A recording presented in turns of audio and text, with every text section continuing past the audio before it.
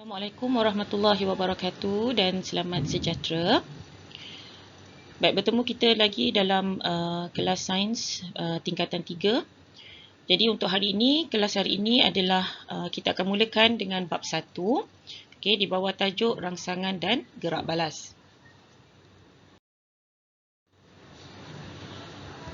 Hari ini kita akan membincangkan standard kandungan 1.1 iaitu sistem saraf manusia. Sebelum kita mulakan, di akhir pembelajaran, cikgu harap semua murid dapat, yang pertama, membuat lakaran bahagian dalam sistem saraf manusia. Yang kedua, dapat menulis aliran impuls dalam tindakan terkawal dan tindakan luar kawal mengikut urutan yang betul. Dan yang ketiga, kamu dapat menguraikan kepentingan sistem saraf manusia dalam kehidupan. Jadi pastikan pada akhir pembelajaran perbincangan kita pada hari ini, kamu dapat mencapai 3 objektif yang telah cikgu tetapkan ini. Seterusnya kita mulakan. Okey, untuk sistem saraf manusia, apakah dia sistem saraf manusia? Sistem saraf manusia merupakan sistem kawalan yang penting dalam koordinasi badan.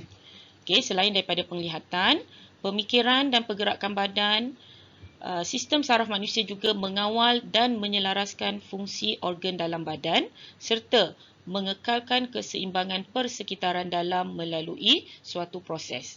Seperti yang kamu tahu, sistem saraf manusia ini merupakan salah satu daripada 12 sistem yang ada dalam tubuh manusia. Seperti mana yang kamu dah belajar semasa tingkatan 1, manusia merupakan organisma yang kompleks. Jadi di dalam badan manusia terdapat 12 sistem untuk menjadikan manusia itu sesuatu yang lengkap, dan boleh berfungsi dengan baik. Jadi sistem saraf manusia ini adalah sangat penting untuk mengawal dan mengkoordinasi gerak balas dalam manusia. Macam mana kamu nak tahu sistem saraf manusia ataupun sistem saraf kamu ni berfungsi ke tidak? Cuba kamu cubit. Kalau kamu cubit, kamu rasa sakit, itu bermaksud sistem saraf kamu berada dalam keadaan yang baik, boleh berfungsi dengan baik. Seterusnya. Jadi, sistem saraf manusia ini terbahagi kepada 2 bahagian utama, iaitu sistem saraf pusat dan juga sistem saraf periferi. Kita akan pergi satu persatu. Sistem saraf pusat ini sebenarnya terdiri daripada 2 bahagian, iaitu otak dan juga saraf tunjang. Otak dan juga saraf tunjang. Jadi, otak dan saraf tunjang ini membentuk sistem saraf yang pertama, iaitu sistem saraf pusat. Bahagian yang kedua adalah sistem saraf periferi, yang terdiri daripada saraf kranium dan juga saraf spina. Apa dia saraf kranium? Saraf kranium adalah saraf yang menghubungkan dari otak ke persekitaran muka kita, dan juga organ deria dan juga organ dalaman. So saraf kranium ni dia banyak di bahagian muka kita. Saraf spina menghubungkan daripada saraf tunjang dengan otot rangka kita. Maksudnya daripada badan sampai ke tangan dan turun sehingga ke kaki. Jadi ini yang halus-halus ni yang kamu tengok ini adalah saraf spina. Saraf kranium di bahagian muka. Jadi itu 2 bahagian utama untuk sistem saraf manusia. Kita masuk pula objektif yang kedua, iaitu apakah fungsi sistem saraf manusia ini? Kenapa kita manusia kena ada sistem saraf? Yang pertama, sistem saraf manusia berfungsi untuk mengesan rangsangan.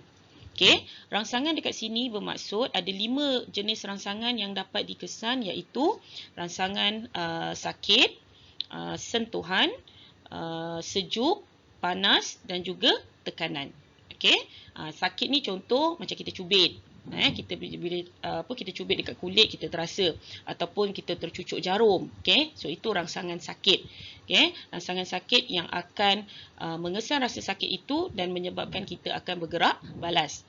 Yang kedua, Sistem saraf manusia berfungsi untuk menghantar maklumat dalam bentuk impuls. Okey, daripada rangsangan, kita tahu reseptor sakit telah mengesan rangsangan tersebut. Okey, jadi dia menghantar maklumat dalam bentuk impuls. Okey, maklumat ni maksudnya message lah. So message yang disampaikan itu adalah dalam bentuk impuls. Okay. Dan kamu perlu tahu impuls yang bergerak dalam sistem saraf manusia ini bergerak pada kelajuan yang sangat-sangat tinggi.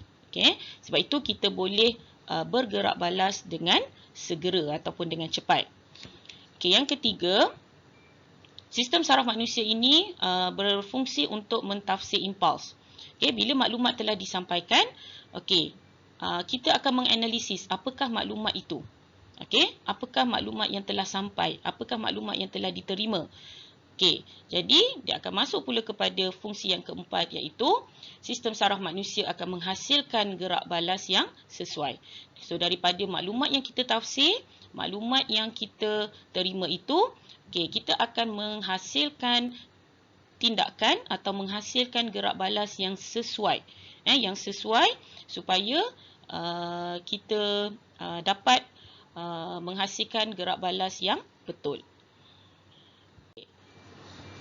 Baik, seterusnya untuk tindakan terkawal dan tindakan luar kawal. Okey. Jadi tindakan ini boleh dibagikan kepada dua jenis, iaitu tindakan terkawal dan juga tindakan luar kawal. Okey, tindakan terkawal bermaksud tindakan yang disedari. Okey, bermaksud kita sedar apa yang kita buat, mengikut kemahuan seseorang individu. Dan dikawal oleh otak. Maksudnya otak yang tentukan nak buat ke tak nak buat dan sebagainya. Contoh dekat sini cikgu bagi adalah seperti berlari, makan, membaca. Bersenam, contoh dia. Menari, tak ada orang yang tiba-tiba menari. Bila menari kita tahu, kita otak akan cakap, kita nak menari tarian apa. Jadi itu dikawal. Kita sedar dan mengikut kehendak kita. Jenis tindakan yang kedua adalah tindakan luar kawal. Ini adalah antagonis ataupun berlawanan daripada tindakan terkawal. Tindakan luar kawal ini adalah tindakan yang tidak disedari.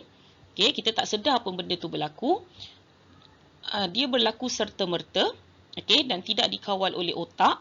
Contohnya adalah seperti pernafasan, degupan jantung dan juga peristalsis. Contoh jantung kita. Dalam masa 1 minit, jantung kita akan berdenyut sebanyak 72 kali ataupun berdegup sebanyak 72 kali. Kita tak kawal pun benda tu. Kita tak kawal pun jantung kita berdegup.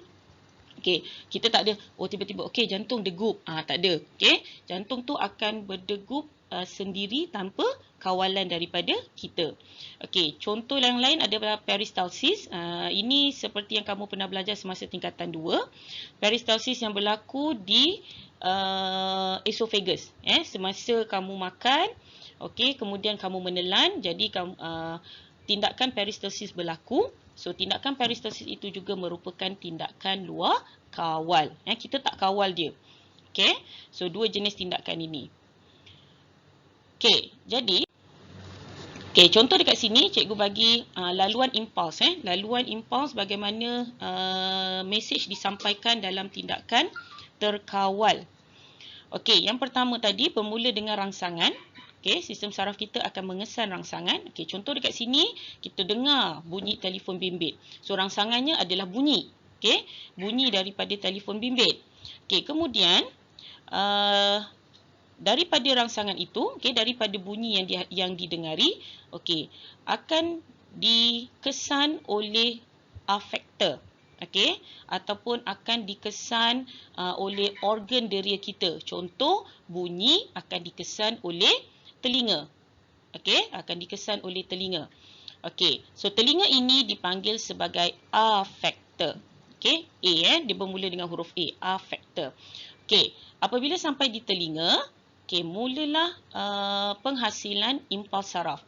Maklumat disampaikan dalam bentuk impuls, dihantar terus ke otak. Kenapa dihantar ke otak? Untuk ditafsirkan, untuk dianalisis. So bila otak telah menganalisis, telah menerima mesej tersebut, otak akan menghantar semula impuls saraf ke efektor. ke efektor. So efektor ni biasanya terdiri daripada otot ataupun kelenjar. Jadi dekat sini ada beza terima faktor, daripada otak efektor. So bila dah terima mesej, dah terima maklumat, kemudian efektor ini akan menghasilkan gerak balas. Iaitu otot dalam tangan akan menyentuh skrin telefon dan kita akan angkat telefon tersebut. So ini kita kawal, kita sendiri yang nak buat. Jadi itu yang kita sebut sebagai tindakan terkawal. So dia punya laluan, cikgu ulang semula. Bermula dengan rangsangan, kemudian ke afektor. So afektor ini biasanya adalah organ deria. Daripada organ deria, impuls saraf akan dihantar ke otak. Di otak akan mentafsir, menganalisis. Kemudian daripada otak, impuls saraf akan dihantar ke efektor. Dan efektor akan menghasilkan gerak balas. So ini adalah dalam tindakan terkawal. Seterusnya, kita masuk kepada bahagian yang kedua, iaitu tindakan luar kawal. Tindakan luar kawal ini bermaksud tindakan yang tidak disedari, tanpa kemahuan, dan biasanya tidak melibatkan otak. Tindakan luar kawal ini terbagi pula kepada dua, iaitu yang melibatkan medula oblongata. Di mana medula oblongata? Medula oblongata ini terletak di bahagian bawah otak, menganjur ke saraf tunjang. Dia biasanya dekat bahagian tengkuk kita bahagian belakang ni, medula oblongata ni. So medula oblongata ni biasanya dia mengawal kita punya pernafasan, respirasi. Kalau kamu tengok dalam movie-movie kan, cerita-cerita biasanya kalau orang tu kena culik ke apa kan, biasanya dia akan ketuk di bahagian belakang ni. Ketuk di bahagian belakang ni disebabkan medula oblongata ini mengawal sistem respirasi manusia. So bila terganggu, sama ada orang tu boleh pengsan ataupun kalau kecederaannya teruk, boleh membawa kepada kematian. So itu kedudukan medula oblongata. Betul di belakang kita punya tengkuk di sini. Kemudian yang kedua melibatkan saraf tunjang. Saraf tunjang terletak dalam tulang belakang kita. So tulang belakang kita menganjur daripada tengkuk ni, bahagian atas ni, medula ni, sampai ke tulang pinggul kita, berhampiran dengan punggung. So itu kedudukan saraf tunjang. Saraf tunjang ni sangat-sangat penting sebab dia mengawal koordinasi dalam badan kita, mengawal tindak balas atau gerak balas dalam badan manusia. So sebab tu kita kena pastikan saraf tunjang kita tidak rosak, tidak patah ataupun tidak cedera.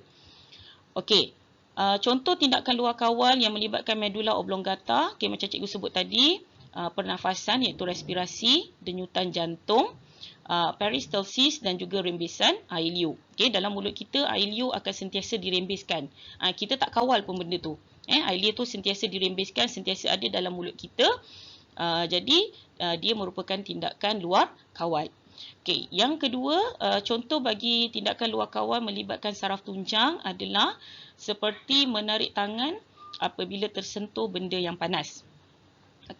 Kemudian menarik kaki apabila terpijak benda yang tajam dan kita bersin apabila habuk masuk ke dalam hidung. So ini semua tindakan luar kawal tetapi melibatkan saraf tunjang. Contoh macam kita pergi dapur kan, kamu balik, kamu pergi dapur, kamu tak tahu mak kamu masak. Kemudian kamu tersentuh. Bila kamu tersentuh saja periuk ataupun kuali panas tu, apa tindakan kamu yang pertama? Tindakan serta-merta kamu adalah kamu akan mengangkat tangan kamu. Bila kamu mengangkat, itu menunjukkan ia telah berlaku gerak balas, iaitu tindakan luar kawal yang melibatkan saraf tunjang. Jadi dekat sini cikgu tunjukkan aliran impuls untuk tindakan luar kawal. Jadi tindakan luar kawal ni dia tak melibatkan otak. So kamu tengok dalam gambar raja ni tak ada pun otak dekat sini. Contoh ni adalah cerik panas. So kamu punya tangan ataupun jari tersentuh. Jadi rangsangan ni adalah panas, okey, akan dikesan oleh reseptor dalam kulit pada hujung jari kamu, iaitu R factor. Okey, kemudian dihantar pergi ke saraf tunjang. Okey, ni saraf tunjang. Okey, dari saraf tunjang dihantar semula pergi ke E factor, iaitu otot lengan, otot dekat dalam lengan kamu.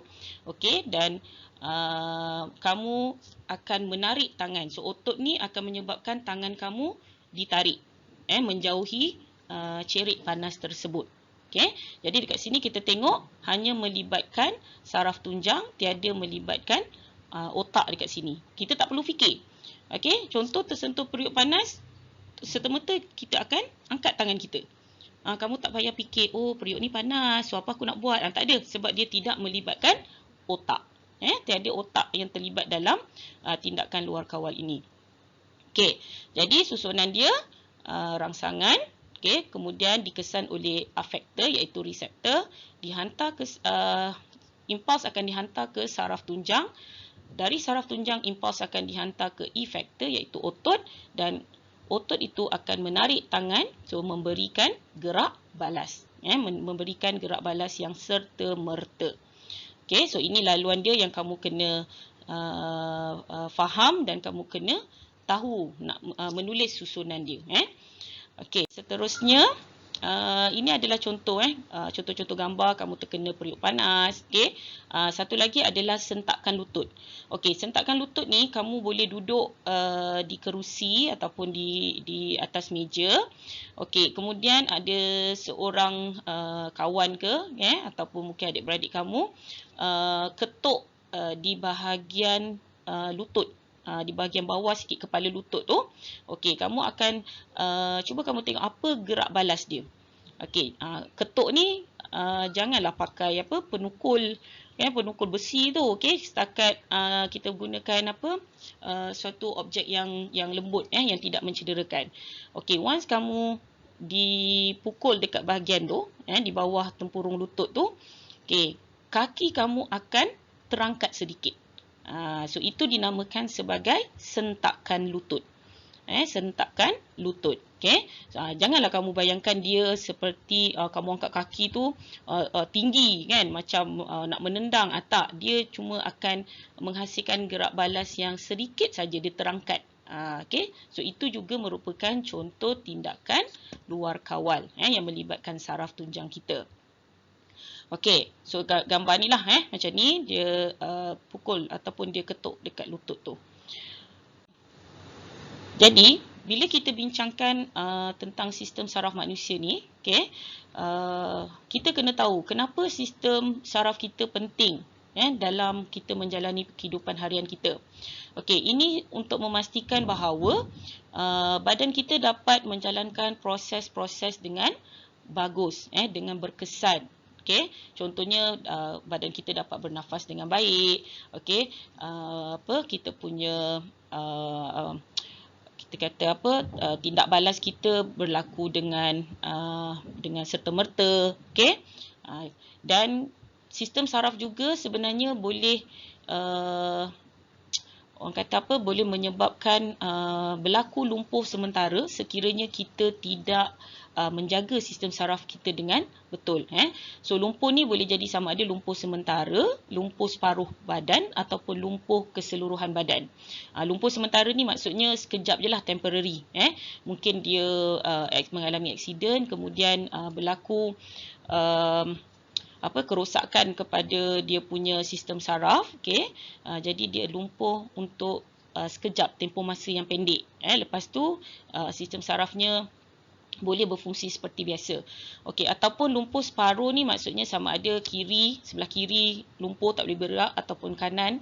Okey, ataupun daripada paras kepala sampai pinggang saja. Kaki ke bawah lumpuh. Itu contoh lumpuh separuh badan, atau lumpuh keseluruhan ni maksudnya langsung tak boleh bergerak. Okay. So sebab tu kalau macam kamu tengok orang yang lumpuh ni, kita tak boleh, dia tak dapat memberi respon ataupun gerak balas serta-merta. Kamu cubit dia ke apa, dia diam je. Sebab sistem saraf dia tidak dapat mengesan. So itu menunjukkan bahawa sistem saraf dia telah mengalami gangguan ataupun sama ada tercedera dan sebagainya. Okey.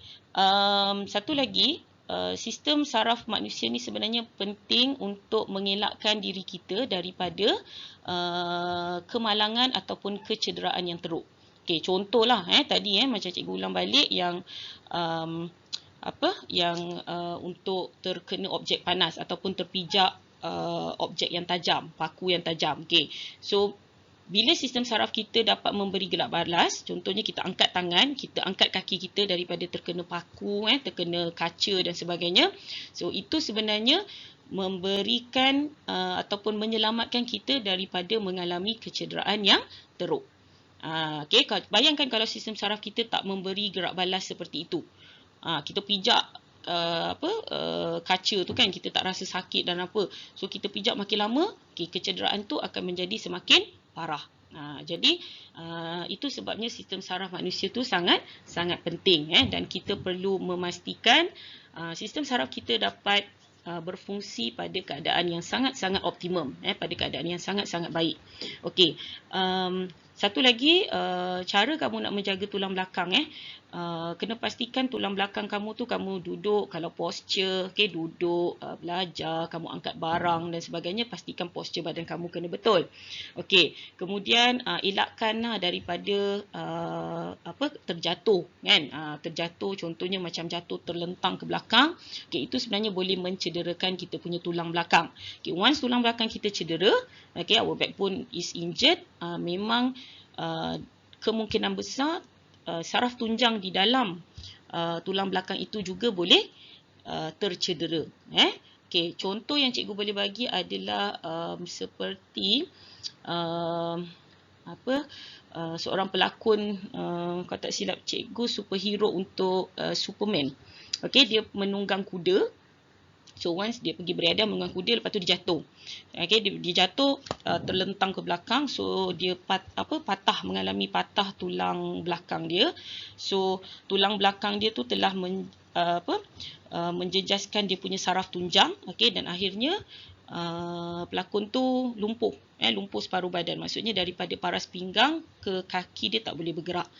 So itu contoh kerosakan sistem saraf pada manusia.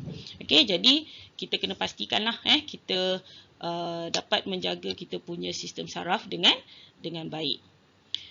Okay. Okay, seterusnya kita ulang kaji secara ringkas. Okay, dekat sini cikgu senaraikan ada 5 soalan. Okay, semua soalan yang ringkas-ringkas saja.